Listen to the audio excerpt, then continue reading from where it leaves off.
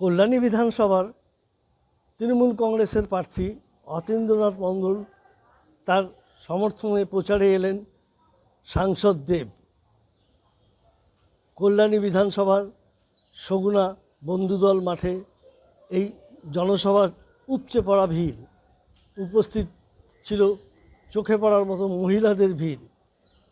মঞ্চে উঠেই হাত নাড়তেই উল্লাসে ফেটে পড়ল সমস্ত জনতা। সকলের উদ্দেশ্যে তিনি বলেন, জয় শ্রীরাম বা জয় বাংলা নয়, যারা সারা বছর মানুষের কাজ করেন, যারা মানুষের উন্নয়নের সাথী হন, স্বাস্থ্য থেকে শুরু করে সব বিষয়ে নজর দেন, তাদেরকেই ভোট দিন। যেরকম 15 বছর ধরে মমতা বন্দ্যোপাধ্যায় সাধারণ মানুষের উন্নয়ন আর স্বাস্থ্যের দিকে নজর দিয়েছেন, তেমনি সারা বছর তারা মানুষের পাশে আছে। হঠাৎ করে এসে কেউ কোনো বললে সেটা বিশ্বাস করবেন না, ভোটের পর আর এদের দেখা পাওয়া যাবে না। এই সভাতে বিশেষ করে মহিলাদের ভিড় ছিল চোখে পড়ার মতো। 29 তারিখের নির্বাচন আমাদের, আমি একটাই কথা বলবো, দিয়েছি তো 29 তারিখের নির্বাচন। আমি আপনাদের ভোট চাইতে আসিনি, কিন্তু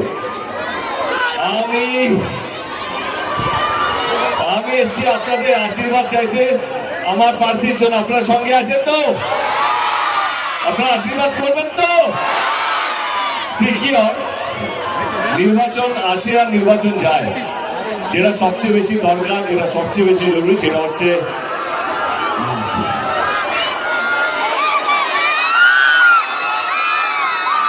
সবচেয়ে বেশি দরকার সেটা হচ্ছে মানুষের ভালোবাসা, মানুষের আশীর্বাদ, মানুষের বিশ্বাস।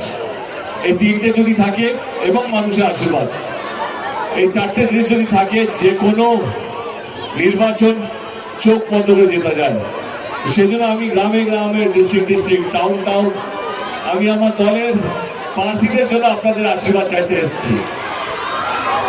আমি জোর করবো না আপনাদেরকে আমাকে বা আমার প্রার্থীকে বা আমার দলকে ভোটটা দিতে হবে, একদমই না। কিন্তু এটুকু বলবো, ভোট দেওয়ার আগে একটু ভাববেন যে আপনারা কেন ভোটটা দিচ্ছেন।